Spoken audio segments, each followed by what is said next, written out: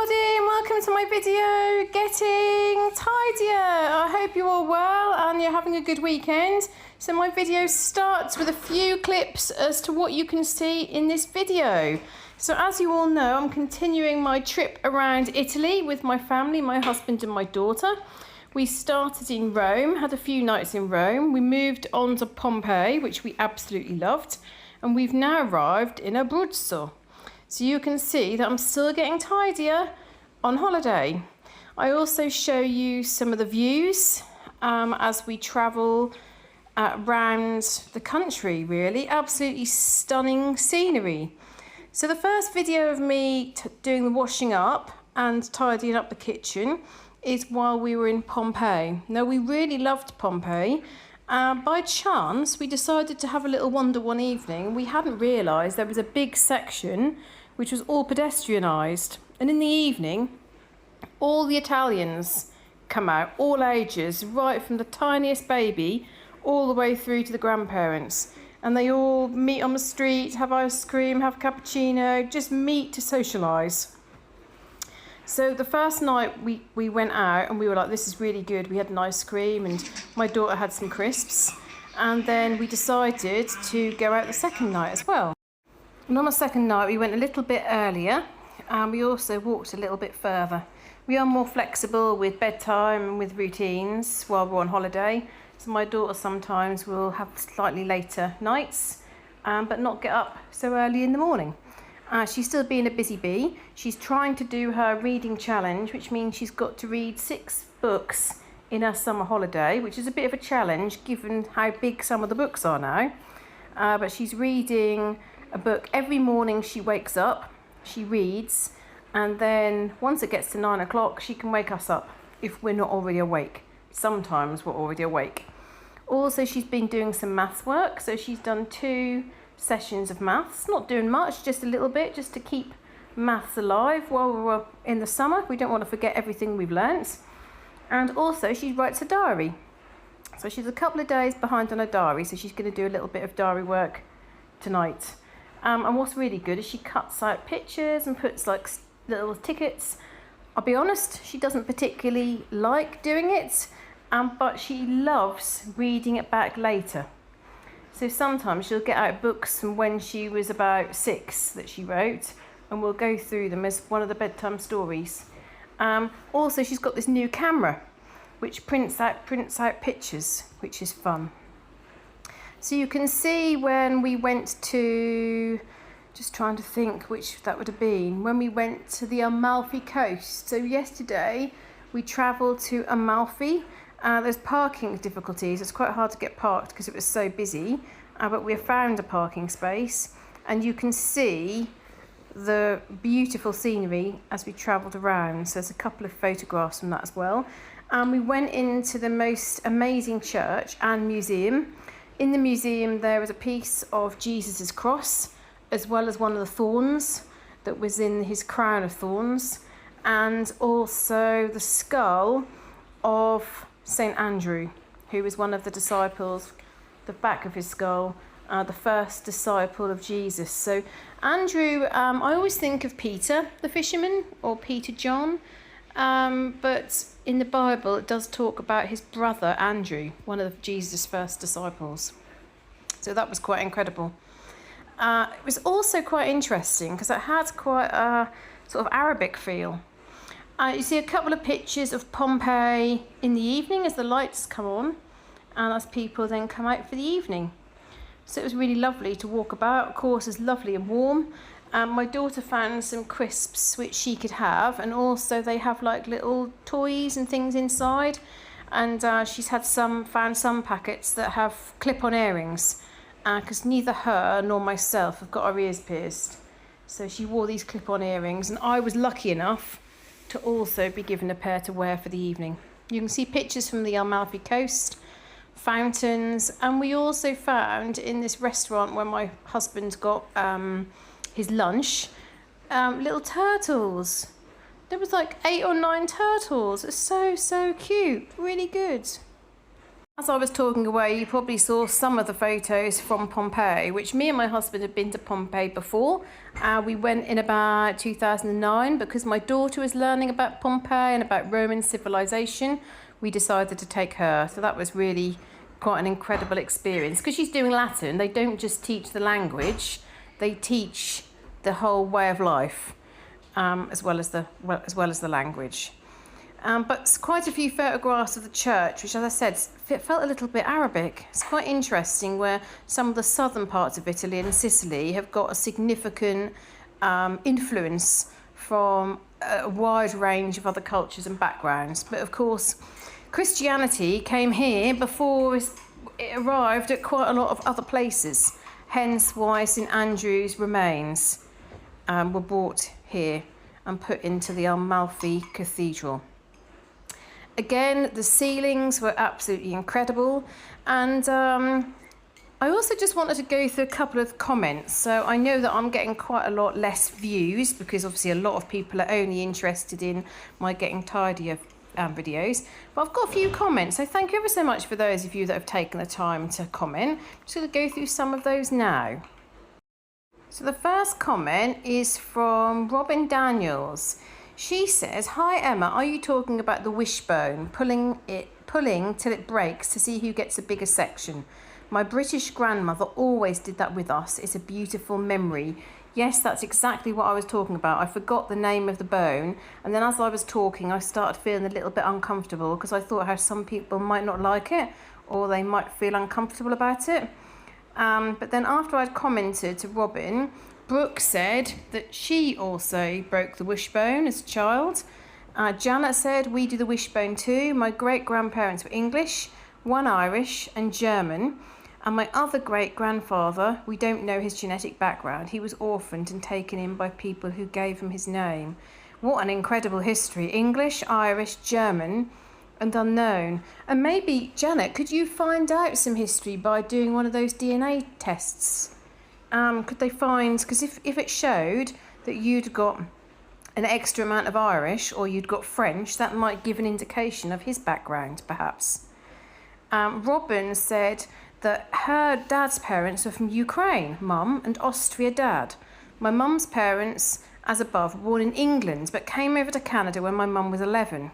So another fascinating historical background with different sort of cultures, different ways of life. They went back to England for about a year when my mum was 16 and then back to Canada. Up until very recently, I was a huge Corrie Street fan. I'd get spoilers when my aunt would come and visit from London. It got so bad I stopped watching it. They Americanised it and it lost its charm and appeal, unfortunately. I completely agree with you. I keep on watching it, but then I am disappointed. Carolyn says my mum used to do that with us here in the US. And LV Frankie said, yes, breaking the wishbone. We did that here in Australia. So I wonder what the history of that is. I wonder whether it's from the United Kingdom or it's from somewhere else. Very interesting. Carolyn said, my daughter always cleans her house before a vacation. Janet said, have a wonderful, relaxing holiday. Zoe says, happy holiday to you all. You're a lovely family. Enjoy. That's lovely. Thank you. Bluebird says, hi Emma, I saw something recently online saying it's not a good idea to dry clothing on radiators. There's a small risk of fire. Even though the risk is small, it's not zero, so you might want to do your own research about that. Hope your week is going well. Okay, thank you for that, Bluebird. I will look into that. LV Frankie says, best wishes for the family holiday. I'm sure that when you come back home, you'd appreciate the cleaning you've already completed. I hope so. And can you hear the bells?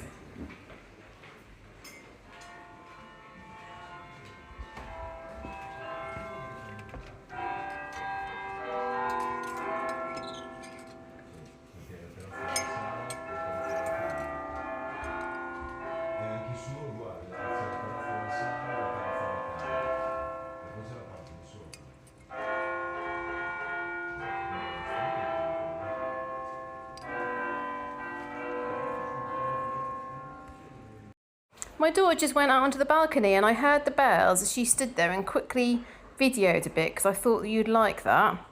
I thought they sounded lovely. Brooke says, one thing that might help you is to get into the habit of closing down the kitchen before you go to bed. Then the dishes will be done, it'll be tidy so you can start over the next day. 4 of my friends came to visit last weekend to celebrate my 50th birthday and we went swimming in the lake. Wow. What is the lake like, Brooke? Is that something that you could do another video for us so we can have a little look? Brooke Howell 8841 did a video before of her house and also of her farm. So maybe if we're lucky, Brooke might be able to do a little clip of the lake. What is the water clear? Is it warm? Is it cool? What is it like, Brooke? It's very, very hot where I am. So I'm thinking that might be a nice, cool lake. Very relaxing. Lizzie William Hawthorne says, pot the plants in a shady part of the garden and water well. I usually find that works well unless we have a proper heat wave. Funny, eh? Chance would be a fine thing. Have a great time and see you when you get back, Lizzie. Katrina Valise, we still do make a wish with a wishbone, and if you get the end of the wish, will come true, only if you don't tell anyone what it is. Oh, that's good. That's good. Faye Ashcroft said, please, please, please put clothes washer where the fridge is. Put a dishwasher where the clothes washer is. A clothes dryer where the pantry is. A rotary line clothesline outside that will fit a huge amount of clothes. This is a suggestion, not a criticism. Hoping your housework gets easier for you. I'm watching Gabriella Randoni channel, who has 5 boys and a dishwasher, a small kitchen that works well, from Australia. Yeah, so Laura Mitchell says, where did you move the fridge to? I'm trying to work this through. So you put the clothes washer, so the washing machine where the fridge is. Someone's told me I was going to do that, but someone told me I can't because of the plumbing. She said put a dishwasher where the clothes washer is and a clothes dryer where the pantry is. Okay. Rotary clothesline, I think that's quite a good idea actually. And I love the idea of moving things around. My husband said that he would model my kitchen. But I'm just thinking whether I could possibly put that in the pantry. I could clear some more things out of the pantry, couldn't I? So I suppose some of that's possible. Laura Mitchell says, at 2:45, do you still have the worms on your mantelpiece or just the empty boxes? Either way, a group of your pretty vases would look lovely there instead. So I have got rid of some of the pots, you'll notice. I did have 4 there at one point, and I think now I've just got 2. I was told that the beetles only live for 2 weeks, and it has now been about, I could freeze them, and then they maybe won't feel so much pain and they won't be crushed, but I think I'm just going to have to wait until they pass away naturally. So you can see here in the video, I'm in a place called Sulmona, a beautiful little town, lots to see and do, and you can see we're just arriving with our cases and to our accommodation, and you can hear me pulling. We've walked up a really long hill and you can hear me pulling up my case from the street, along the streets. And we've got all settled in our new accommodation, which is really nice. And I just give you a quick tour of the accommodation so you can see where we're staying. And woohoo! It's got a dishwasher. Can you believe that? It's got a dishwasher. So that'll be interesting using that over the next few days. I do a couple of clips so you can see on the balcony the view that we've got, and I do a little walk through part of the town, and you can also see some of the little shops, the church, and just get a feel for where we're staying. So I hope you enjoy the video, and then right at the very end, if you stay that long, you will see a clip of me checking my washing, tidying up the kitchen, and then putting the dishwasher on after my husband has done dinner. And so someone did mention I see that you prepare food and snacks. So looking back through the comments, it was Carolyn. She said, oh, so you're eating breakfast and snacks in your room? That saves a lot of money. So when my daughter was younger, we used to regularly for instance, we'd have like breakfast in our room, so we'd get croissants and we'd bring her cereal from home, or like something from home for my daughter. And then for lunch, we pack her lunch up and then we'd buy lunch out, or we pack her dinner up and we'd buy dinner out. There was one time in Sicily, she ate dinner out, and that was because the waitress was English, and we explained to the waitress about the cross-contamination risk. I'm just interested here. Sitting as I'm doing this voiceover, I can hear the dishwasher and it's really loud. I'm not sure how people manage to have open plan lounge, dining, kitchen, and you sit and talk and you can just hear the dishwasher so loud. I guess you get used to it after a while. But yes, this waitress spoke to the chef and they cleaned all the grates down and everything, and they did prawns for my daughter. But other than that, we just would not risk, because the cross-contamination risk is so high. There's a lot of restaurants I wouldn't trust in England. The ice cream, and they used it for the vegan ice cream. I went to a restaurant and checked all the gravy and everything, and then I'm sure there was wheat in the gravy because my daughter was unwell. Another restaurant, I explained all about the allergies, and then I said, oh, just for information, we don't have pork or anything with pork in it. And he said, oh, well, and he went through all the meats. We've got chicken, turkey, beef and gammon. So I said, oh, well, we won't have gammon because about pork. Oh, but you can have gammon. And he didn't realise, the chef didn't realise that gammon was from pork. And it was, from the same animal. And I thought, goodness me, if he's not realising that gammon is from a pig, how can we be sure that he's not going to give my daughter some of her allergens? So because of that, now it's just much easier and much better. We pack lunch for all of us. Well, my husband does all the packing, so he'll pack lunch for all of us. Sometimes he might get something out, or I might get something out, but usually we go to the supermarket and we get all our food in, and then in the evening we'll all have dinner together. I just think now she's older, she's no fun going along with a lunchbox and eating rice whilst other people have a burger, steak and chips. And I think the older you become, the more obvious it is. You look around and see what everybody else has.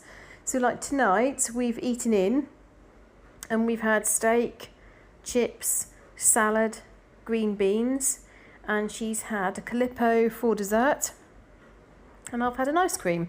And when we were in Pompeii, because I wanted an ice cream a few days ago, but I won't have an ice cream unless there's something for her to have. And we were looking around. She said, I said, what about you having some crisps? And she said, oh, no, I would like a lolly.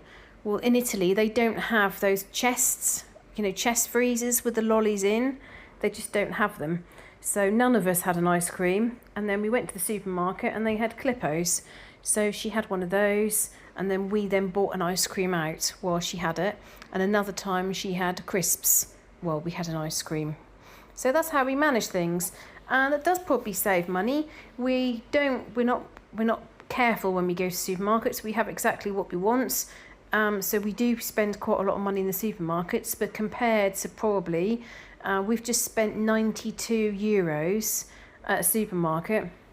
And we've got breakfast, lunches, dinners there. What would that probably be? 90 euros for one dinner probably. So when you work it out, it probably does save a lot of money.